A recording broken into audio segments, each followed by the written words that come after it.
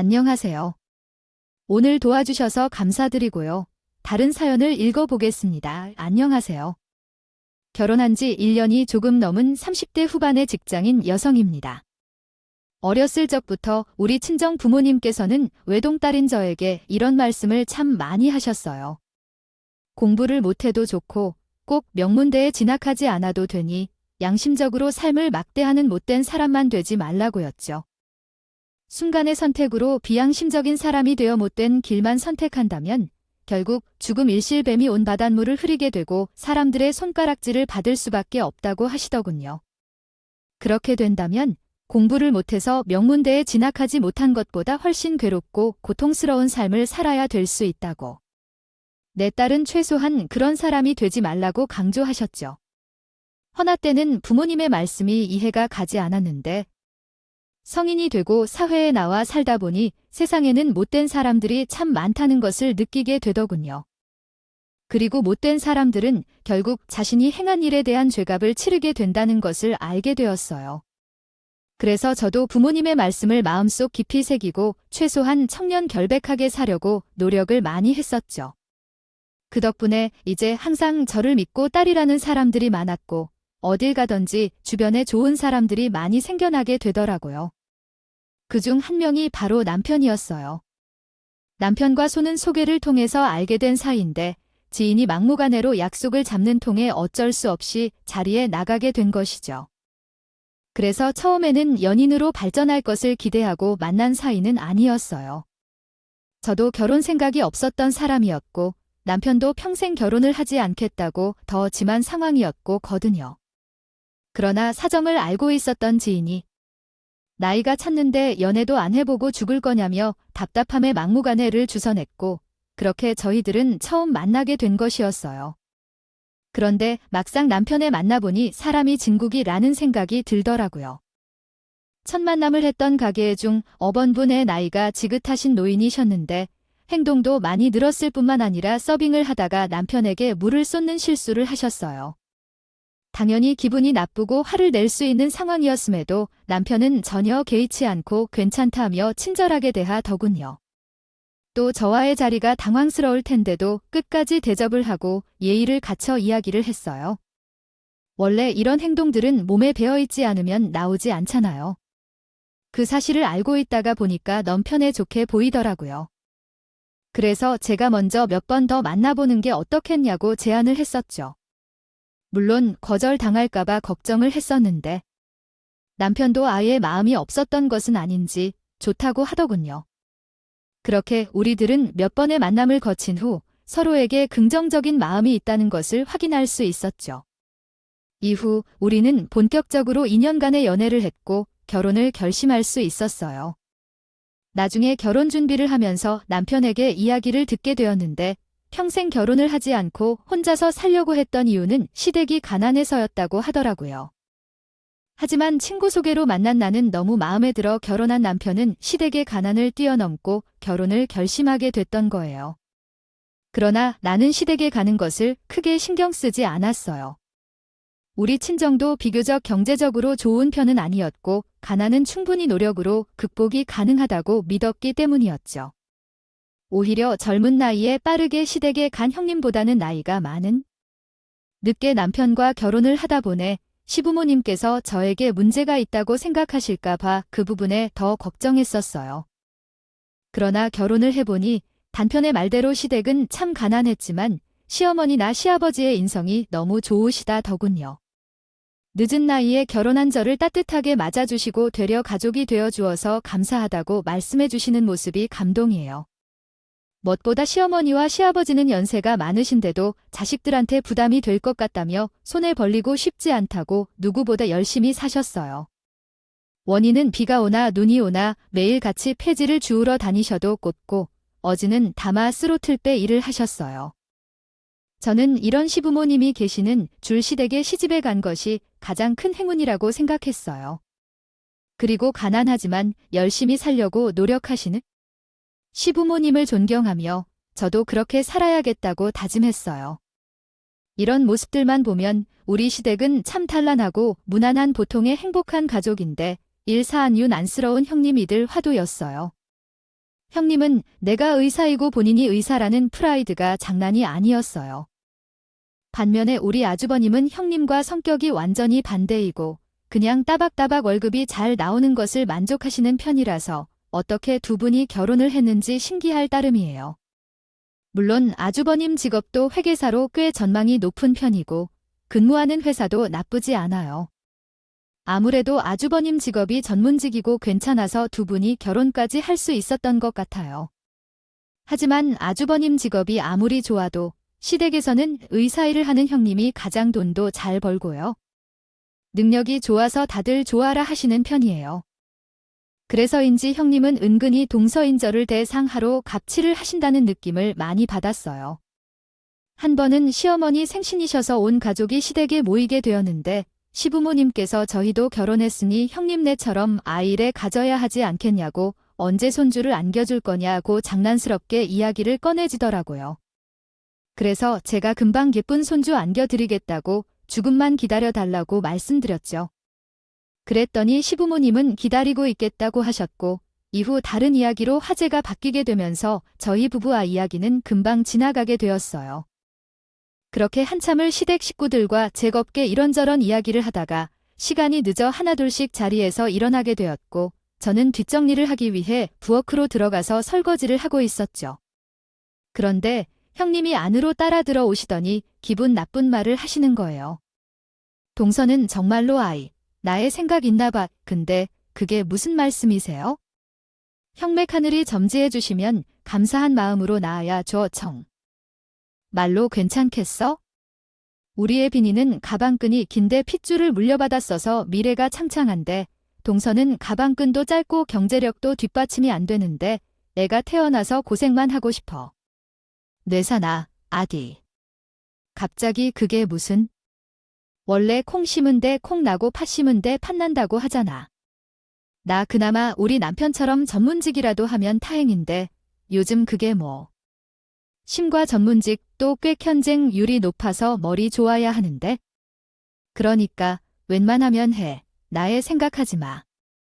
능력도 없는데 늙어서 애나 놓으면? 그게 오히려 죄악이다. 형님, 아직 생기지도 않은 애를 대상으로 무슨 말씀을 그렇게 하세요? 아무리 콩 심은데 콩 나고 팥 심은데 팥 난다고 하지만 그 말이 다 맞으면 자초성가한 사람들은 중인가요? 그리고 예빈이는 아직 초등학교도 안 들어갔는데 공부 잘하는지는 앞으로 두고 봐야 하는 거고요. 저는 보다 못해 형님한테 한마디 했어요. 본인은 가방끈이 길어 따르라. 나도 괜찮은데 저는 가방끈 짧은 데에 늦게까지 해서 애를 낳으면 오히려 죄악이라니 이게 무슨 말인지? 방구인지 정말 황당하더군요. 안 그래도 평소에 모이면 형님은 본인이 귀연 의사라 손에 물 묻힐 수 없다면서 시대 귀를 제가 다 하라고 밀어넣는 것도 거의 가 없었거든요. 그런데 하다 다 생기지도 않은? 자식까지 고압감을 퍼붓고 있으니 이건 도저히 참을 수가 없겠다 싶어서 한마디 한 것이었죠. 마음 같아서는 머리채까지 지어졌고 난리를 치고 싶었지만 시댁에 시부모님도 계신 앤들 들어온 지 얼마 안 된 며느리가 큰 소리를 낼 수 없는 노릇이라 그냥 중요한 것만 딱딱 짚어 이야기해줬어요. 그랬더니 형님이 동네가 떠나가라 아주 난리를 치더라고요. 어디 결혼한 지 1년밖에 안 된 애가 한 해 같은 형님한테 까불고 가르치려고 드냐면서 요 형님이 난리를 치자 존 식구들이 놀라서 부엌으로 들어오시더군요. 시부모님께서는 아닌 밤중에 이게 무슨 난리냐고 하시면서 무슨 일이냐고 저에게 물으셨죠.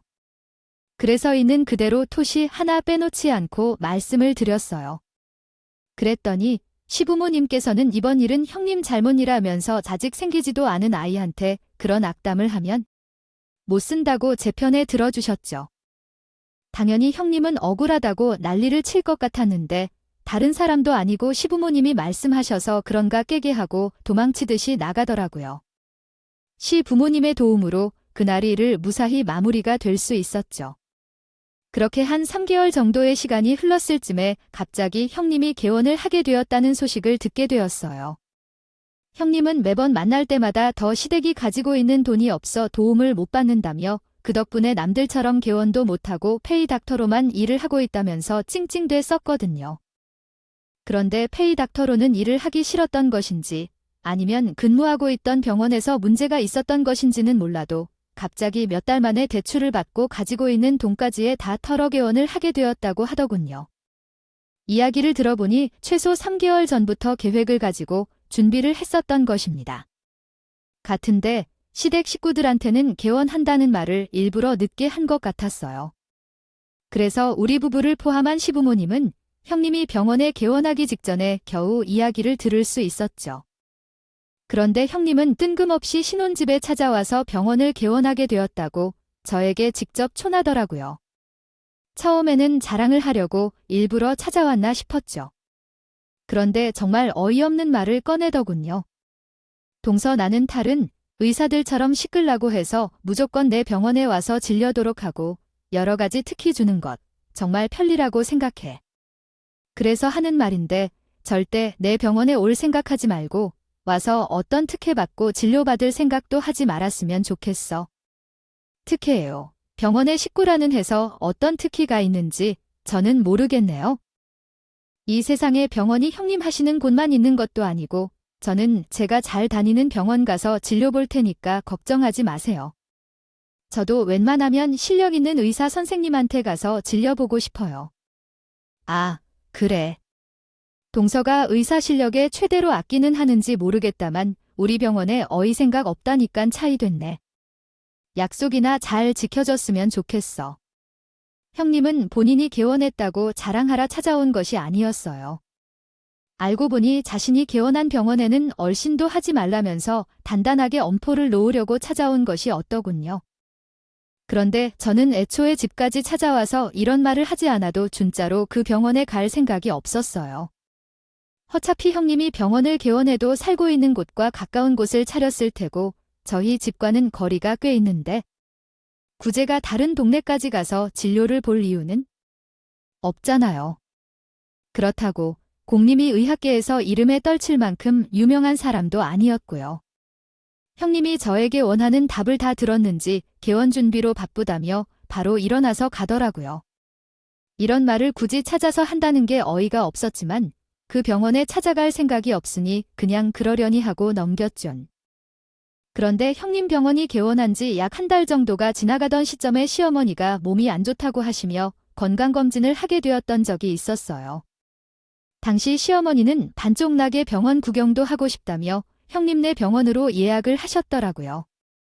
저는 시어머니가 건강검진을 받고 나면 힘도 없고 혼자 오시기 힘들 테니까 반차를 써서 시어머니 검진이 끝나면 모시고 오려는 계획을 가지고 있었죠. 그래서 오전 근무만 하고 점심시간이 끝난 후 형님네 병원으로 시어머니를 모시러 가게 되었어요. 그런데 도착하자마자 제 눈에 보인 것은 형님이 시어머니를 보자마자 난리를 치는 모습이었어요. 형님은 시어머니에게 기 병원에 왜 왔냐부터 시작해서 지구 개망신 시키려고 왔냐고 쪽팔리니까 내 병원에서 당장 꺼져라는 말까지 하고 있더라고요. 누가 봐도 잘못된 행동을 하는 쪽은 형님이지만 시어머니는 뭘 그렇게 잘못했다고 그저 고개만 푹 숙이고 내가 괜히 왔나 보다. 미안하다라고 말씀을 하시더군요. 주는 큰 모습을 보고 도저히 가만히 있을 수가 없었어요. 그래서 곧바로 두 사람 사이에 끼어들어서 형님한테 되들었죠. 아 형님, 지금 어머니한테 뭐 하시는 거예요? 아무리 본인 병원이라지만 그래도 어른이고 시어머니인데 허질나는 말까지 하는 건 너무 하잖아요. 아, 동서는 또 여기 왔어? 그리고 허락도 없이 무턱대고 찾아온 건 어머니의 이니? 그런 소리 정도는 들어도 돼. 흥행, 진짜 제 정신이 해요. 시댁 식구들을 오는 거 안 좋아한다는 것은 알고 있었지만 막말까지 하수다니 진짜 너무하시네요. 이유가 어찌 되었건 어머니는 이 병원 한자로 원컨대 이 세상 어느 병원에서 환자를 이렇게 막 되었나요? 거 가족으로서도 그리고 환자 보호자로서도 절대 그냥 넘어가요? 내가 그래도 네 형님인데 죽자고 달려드는 애 그리고 협박까지 하다니 네가 단단히 미쳤구나. 안 되겠다고. 내가 본 때를 최대로 보여줘야겠어? 이 말을 끝으로 형님은 갑자기 주변에 두리번거리더니 저와 시어머니에게 움직이지 말고 가만 있으라고 하고는 배달 기사님이 들어가신 곳으로 급하게 들어가더군요. 저는 더 이상 예의를 봉사하지 않을 사람에게 볼 일이 없을 것 같아 그냥 무시하고 시어머니를 모셔가려고 했죠. 그런데 형님이 갑자기 앞에 나타나더니 직원들이 점심으로 시킨 설렁탕에 소금을 가져와서 마구잡이로 얼굴에 뿌려 시작했어요. 형님이 던진 소금이 눈으로 들어가고 코를 들어가고 아주 난리가 났고 저는 화가 나서 지게 대체 무슨 몰상식한 짓이냐 소리를 질렀죠. 옆에 있던 직원들은 많이다 왕만한데 보이더라고요. 병원에서는 큰 소란이 나와서 다른 직원들도 대체 무슨 일이야 면서 점점 모여들기 시작했어요. 그래서 처음부터 지켜보고 있던 직원들은 원장님이 설렁탕에 들어갈 소금을 환자에게 뿌리고 있다면서 말려야 하는 것 아니냐? 며 안절부절 못하더군요. 샤, 머리도 형님에게 실망을 많이 하셨는지 그만하라고 이게 대체 무슨 짓이냐? 면서 큰 소리를 내셨고요. 하지만 형님은 뭐라도 싱 건줄 옆에서 누가 말려도 전혀 개의치 않고 가지고 있는 소금이 떨어질 때까지 그만두지 않았어요.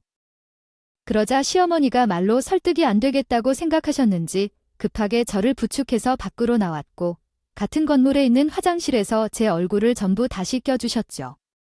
그러면서 착한 시어머니는 본인 때문에 소금까지 맞게 해서 미안하다고 사과까지 하시더군요. 저는 괜찮다고 어머니가 사과하실 일은 아니라고 하면서 얼른 집으로 돌아가자고 했어요.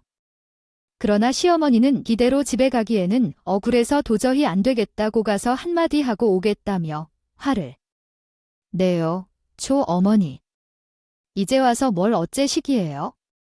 우리 그냥 집에 가서 쉬어요. 너한테 뭐라고 하는 건 이해하겠지만 그런 건 용서가 안 된다. 둘째야, 넌 여기 있어라. 내가 아주 쪽팔린 게 뭔지 큰 얀택 똑똑히 보여주고 올 테니까 어머니, 그러지 마세요. 우리 얼른 집으로 돌아가요.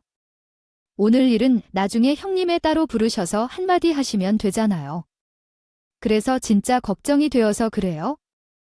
아니야. 이런 일이 있을 때 나중에 불러서 이야기를 하면 첫째는 분명히 귓등으로 못 들을 거야. 사람들 많은 곳에서 제대로 쪽팔리게 해줘야 반성을 하지. 나 얼른 갔다가 오마 화장실에 불편하면 잘 먼저 가 있어라. 알았지. 결국 시어머니는 서둘러 형님 병원으로 다시 가셨어요. 저도 시어머니 뒤를 쫓아가서 말려하는 건 아닌가 싶었지만 제가 또 이 일에 끼어들게 되면 큰 분란이 다시 일어날 것 같더라고요.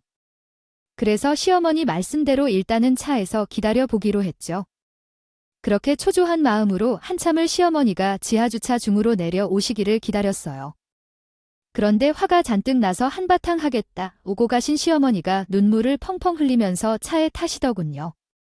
처음에는 전 형님에게 뭐라고 한 소리 하시려다가 반대로 다 하고 오셨군요. 나 싶어서 어머니를 위로해드릴 요구했었죠.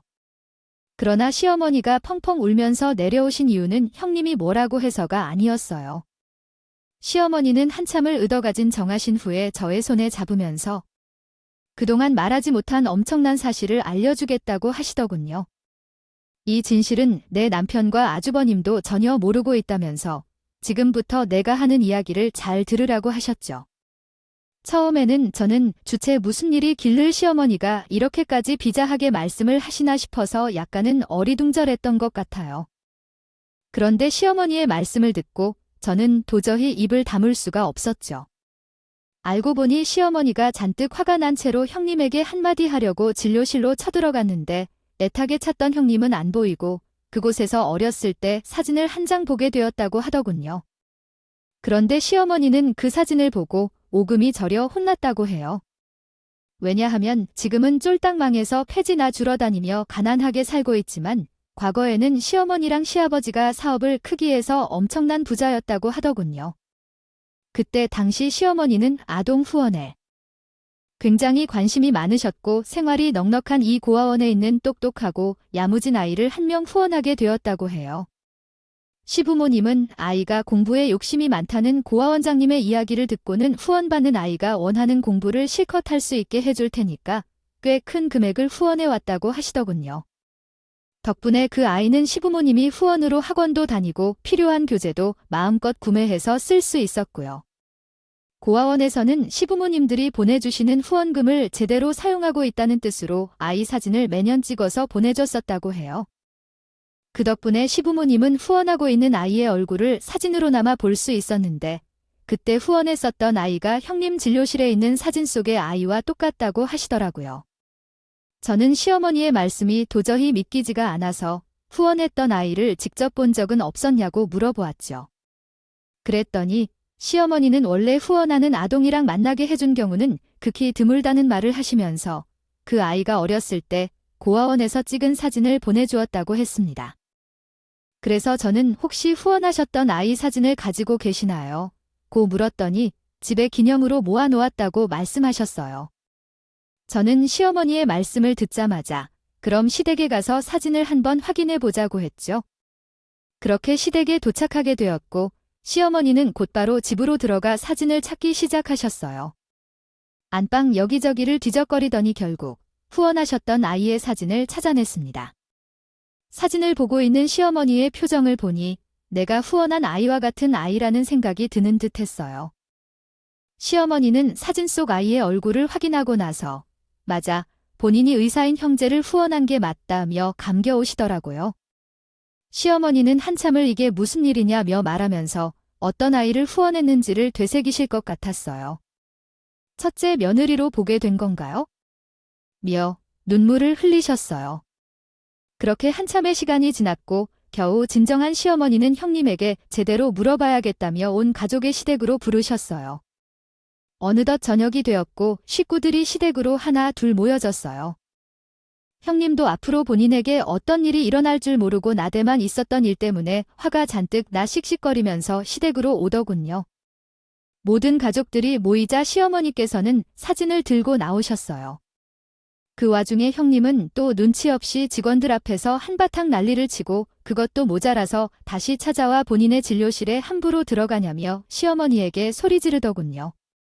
하지만 시어머니께서는 굳은 얼굴로 형님 앞에 고아원에서 받았던 후원한 아이가 19살이 될 때까지의 사진들을 내밀면서 네가 이우진 이 언니라고 물으셨다. 쫀. 그러자 형님은 눈이 땡글해져서 경악을 하며 손을 그리고 온몸을 바들바들 떨면서 우열을 하더라고요. 영혼에 모르는 식구들은 이게 대체 무슨 말이냐면서 대체 사진 속의 아이가 형님이랑 무슨 상관이라고 이 난리를 치는 거냐 물었고 시어머니는 예전에 본인이 후원을 하던 아이가 바로 첫째 며느리였다고 말씀하셨죠. 시아버지는 시어머니의 말씀을 듣고 부리가 후원한 사람이 우리 며느리 어떤 거냐, 고 이거 인연 아니냐면서 놀라셨겠어요. 오 남편과 아주버님은 제대로 이해가 되지 않는 건지 어머니 아버지가 무슨 돈이 있어서 후 오늘은 여고 묻더군요. 그러자 시어머니께서는 지금은 우리 집이 가난하고 못 살지만 아주권인과 우리 남편이 어렸을 때까지만 해도 사업이 잘 되어 좋은 집에서 살았었고 점차 가세가 기울며 중산층에서 살다가 있는 돈까지 말아먹고 이런 신세가 된 거라고 말씀해 주셨죠. 아주버님은 10대 시절엔 좀 부유하게 산고는 기억을 하고 있다고 했어요. 시어머니의 말씀을 듣고 나서 남편은 많이 놀랐는지 몇 번이고 정말이냐 고 됨으로써 요 이웃이 어머니께서는 형님에게 이름은 왜 바꾼 것이고 결혼할 때 부모로 나오신 분들은 대체 누구냐고 물으셨습니다. 시오. 그제서야 형님은 하나둘씩 털어놓기 시작했죠. 알고 보니 형님은 태어나자마자 신부모님에게 버려져서 고아원에서 자라게 되었고 어릴 때부터 부모 없이 살아남으려면 공부라도 잘해야 된다는 생각에 학업 욕심을 많이 부르게 되었다고 하더라고요. 그 덕분에 형님은 초등학교 3학년이 되고 난 후부터 남들 놀 때 공부를 하면서 살았고 그 모습을 본 고아원 원장님께서는 기특하게 생각하셨다면 해요. 그래서 후원 아동을 찾는 분들이 계시면 원장님은 형님의 가장 먼저 추천해 주셨고요. 하지만 생각만큼 후원자는 많지 않았고 만약 이어지게 되더라도 후원자가 후원을 일방적으로 끝낸 경우도 많았다고 하더군요. 하지만 형님이 초등학교 고학년에 올라갈 때쯤 우연히 부자 후원자가 한 명 나타나게 되었고 고아원 원장님은 형님에게 딱 맞는 후원자가 아닌가 하는 생각에 강력하게 추천을 해주셨다고 해요. 그래서 이제 무사히 후원자와 후원 아동으로 이어지게 될 수 있었고 아낌없이 지원해주신 후원자 덕분에 형님은 고아원을 나와야 하는 나이 만 18세가 될 때까지 원하는 공부를 다 할 수 있었고요. 그리고 마지막으로 받은 후원금으로 19살 때 의대에 지원하게 되었고 요사이 진학할 수 있었다고 하더군요. 그리고 형님은 대학교에 진학할 때쯤 바로 이름을 바꾸고 의대에 진학한 것을 이용해서 양부모를 구해 양녀로 들어가게 되었다고 해요. 그런데 저는 20살이 들뜨면서 양부모를 구해 양녀로 들어갔다는 것이 이상하다는 생각이 들더라고요. 우리나라는 보통 성인이 된 사람을 입양하는 것이 거의 드문 일이라고 들었거든요. 그런데 가만히 이야기를 듣고 계셨던 시아버지도 저와 같은 생각을 하셨나 보더라고요. 형님에게 그 나이에 어떻게 양부모를 구해서 입양이 된 거냐고 모르셨어요. 그랬더니 형님이 조금 고민을 하다가 자세한 이야기를 해줬죠. 형님이 나이가 차면서 보육원에 나오게 된 후 처음으로 구한 월세 방 주인에게 입양이 되었다고 했어요. 본인이 구한 월세 방이 있던 건물은 4층짜리 빌라였고 맨 꼭대기층에는 집주인 가족이 살고 있었다고요. 하더라고요. 형님이 3층의 방에 거주하고 있었던 그는 아래층에 살다 보니 집주인 가족들을 자주 마주치게 되었다고 해요. 그런데 우연히 쓰레기를 버리려다 엘리베이터를 기다리는 도중 집주인 아주머니가 4층 복도에서 서서 통화하는 소리를 들었다고 하더라고요. 처음에는 통화 소리를 듣기 위해서 몰래 듣려고 한 것은 아니었지만 들어보니 흥미가 생겨 결국 형님은 통화가 끝날 때까지 몰래 아래층에서 듣기로 했다고 해요. 그런데 통화 내용을 듣다 보니 만약 잘하면 집주인 가족들이 자신의 인생에 도움이 될 수 있겠다는 생각이 번뜩 됐다고 하더군요. 형님은 의대에 진학은 했지만 성인이 되고 나서 후원을 받을 수 없어 학비가 모자랐다고 해요. 물론 아르바이트를 하고 있지만 혼자 살게 되면 생활비가 만만치 않게 들어가고 먹고 사는데도 어려움이 있습니다. 바빴다고 해요. 그런데 집주인 가족들은 생활이 넉넉한 이 본인이 양녀로 들어가면 돈에 대한 문제가 생기지 않을 거라고 생각했다고 하더군요. 당시 집주인 시바들은 거의 백수나 다름없는데 사귀는 여자친구와 결혼을 할 생각으로 여자 쪽 집안의 인사를 갔다고 하더라고요. 그런데 막상 가보니 여자 쪽 집안은 대대로 의사가 있으며 병원을 운영하고 있는 의사의 집안이었고 집주인 집아들이 그 여자랑 결혼을 하고 싶었는데 의사가 아니라면 안 받아주겠다는 거 동생이 하나 있는데 곧 의사가 될 거라면서 거짓말을 했다고 해요. 그 덕분에 집주인 아들이 의사가 아닌 것은 참 아쉽지만 앞으로 의사가 될 동생 있으니 없는 것보다 낫다면서 허락을 하셨고요. 또 집주인 아주머니가 상대방에게 하는 이야기를 들어보니 여자친구에게는 일반 직장인이라고 소속되었고 한 번도 집안 이야기를 한 적이 없었기에 앞으로 의사 동생이 있다는 그 거짓말을 철석같이 믿었다고 하더군요. 그 덕분에 집주인 가족들은 발등에 불이 떨어졌던 것이죠. 집주인 아주머니는 아들의 철없는 것을 말에 넘는 동생을 갑자기 어디서 데리고 올 수도 없고 데리고 온다고 해도 의사를 만들어야 하는데 어떻게 해야 할지 골치가 아프다며 이야기를 했다고 하더군요. 그러면서 다 잡아놓은 병원까지 소유한 의사 집안 사위 자리라 쉽게 포기할 수도 없다면서 통화 상대방에게 한탄을 했다고 해요. 통화 내용을 흥미롭게 듣고 있었던 형님은 이때부터 본인이 집주인 가족에게 입양이 되어야겠다는 생각을 하게 되었다고 하더라고요. 당시 형님은 넉넉한 집안의 부모가 필요했고 4층짜리 건물을 가지고 있을 것이다. 정도의 경제력이 라면 의대 학비 정도는 깔끔하게 해결을 할 수 있을 것이라고 생각했던 것이었습니다. 그래서 형님은 통화 내용을 듣고 난 후부터 집을 나설 때마다 혹시나 집주인 가족들을 만나게 되지 않을까 하는 생각에 항상 의대에서 공부하는 책들을 들고 다녔습니다. 또한 집주인 아주머니를 마주치게 될 때면 일부러 형님은 친구들과 전화하는 척을 하면서 은근히 본인이 고 알아서 의대 학비를 내기가 벅차다며 어필했습니다. 당연히 의대 다니는데 더 각오하라고 하니 집주인 아주머니는 기계 웬 떡이냐 싶어서 형님에게 관심을 가지게 되었다고 합니다. 그래서인지 며칠 만에 집주인 아주머니는 갑자기 형님의 집으로 찾아와서 학비와 같은 금전적인 지원은 아낌없이 해줄 테니 본인을 양딸로 입양을 하면서 제안을 하게 되었습니다. 들어가게 하고 싶은 욕심을 버리지 못했던 것이죠. 그 덕분에 형님은 약간 고민하는 척하다가 집주인 아주머니의 입양 제안을 받아들였고 결론적으로 형님은 본인이 의대에 진학한 것을 무기로 양부모를 구했던 것이었어요. 형님의 입양약을 듣고 나서 온 가족들은 황당함에 할 말을 잃었죠. 특히 아주버님은 충격을 크게 받으신 것 같더라고요. 장인 장모님이 어쩐지 본인은 남대하듯이 하는 게 이유가 다 있었다면서, 그러면서 아무리 그런 식으로 입양이 되었다고 해도 다른 사람도 아니고 남편한테 이 사실을 숨기고 결혼을 하는 게 말이나 되는 일이냐면서 크게 화를 하시더군요. 그러자 형님은 아주버님에게 입양이 된 것을 이야기하게 되면 이 모든 내용을 다처럼 놓아야 할 것 같아서 그랬다며 눈물을 흘리면서 미안하다고 사과를 했어요. 마찬가지로 형님은 시부모님에게도 속이고 결혼하고 또 그동안 본인이 잘못한 것이 많은 것 같다면서 진심으로 사과를 했죠. 그러면서 보육원에 나올 때까지 아낌없이 후원해주신 시국모님 덕분에 보육원에서 같이 지낸 친구들과는 달리 자신이 원하는 만큼 공부할 수 있었고 무사히 의대에 진학하여 의사가 될 수 있었다고 하더군요. 그리고 형님은 저에게도 진심으로 용서를 구했어요. 지난번 병원에 찾아왔을 때 얼굴에 마구잡이를 소금을 뿌린 것도 그렇고 학벌이 안 좋다 해서 편견을 가지고 아직 생기지도 않은 아이에게 악담을 퍼부어서 정말 미안하다면서 지금 생각해보면 본인도 시부모님이 후원이 없었다면 회사가 되리라고는 꿈도 꾸지 못했을 것이고 저보다 더 힘든 삶을 살았을 텐데 본인이 의사가 되면서부터 너무 자만했다고 하더라고요. 형님이 이렇게까지 눈물을 흘리면서 용서를 구하는데 저는 진심 어린 사과라는 생각이 들더군요. 그래서 형님의 의사를 받아주었어요. 마찬가지로 시부모님께서도 지난날은 파 있고 앞으로의 삶에서는 거짓 없이 그리고 편견 없이 살면 되는 거라고 하시면서 형님의 사과를 기꺼이 받아주셨죠. 이 일을 겪고 난 이후로 형님은 예전처럼 싸가지 없게 행동하지는 않아요. 다만 시부모님이 나 전화 형님과는 적당히 거리를 두고 살고 있죠. 그런데 지난번에 온 가족이 모여 형님 이야기를 했을 때 아주버님은 형님이 시부모님에게 해왔던 일들을 알게 되면서 충격을 많이 받으셨나요?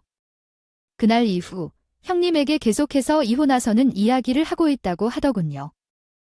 하지만 형님은 절대 이혼만은 안 된다고 하는데 아주버님은 그런 일을 저지르고도 어떻게 용서를 바라고 이익을 하지 않으려 버티려고 하면서 강경하게 나가는 것 같더군요. 그래서 형님이 몇 번이나 시댁에 도와달라고 오셨다고 하더라고요. 예빈이 도있는데 이혼은 절대 못한다면서 아주버님을 설득해 주시면 안 되냐면서 그러나 시부모님도 그 부분은 부부의 일이라며 알아서 해결하라고 하시면서 딱히 이혼에 반대하거나 하지는 않겠다 하셨다고 하더군요. 결론적으로 아주버님과 형님은 이혼까지 가지는 않으셨지만 몇 개월간 별거를 하면서 앞으로 어떻게 할지 결정하겠다고 하셔 아주건 이미 이혼이 아닌 결과로 한 발 물러나기는 했지만 아직까지는 화가 잔뜩 나서 노발대발 하시는 상황인 것 같더라고요. 그래도 형님은 이혼을 하지 않는 것만으로도 다행이라고 예빈이만큼은 온전한 가정에서 잘 키우고 싶다며 얘기하고 있습니다. 시간이 지나면 아주버님에게 화가 누그러질 거라고 굳게 믿고 있는 것 같아요. 이분이 어떤 선택을 할지 모르겠지만 현명하게 잘 해결하시지 않을까 싶네요. 그리고 힘든 날이 지나면 꽃이 핀다더니 저희 부부에게도 기다리던 첫 아이가 생겼어요. 소식을 전하자 남편은 물론이고 시부모님께서도 너무 축하하면서 좋아하시네요. 늦은 나이에 저희 부부가 잘 키울 수 있을지는 모르겠지만 다른 것은 몰라도 사랑은 듬뿍 주면서 행복한 아이로 자랄 수 있게 노력해 보려고요. 저의 긴 게 들어주셔서 감사합니다. 오늘도 끝까지 함께 해주셔서 감사하고요. 저는 다음 영상으로 또 찾아뵙겠습니다.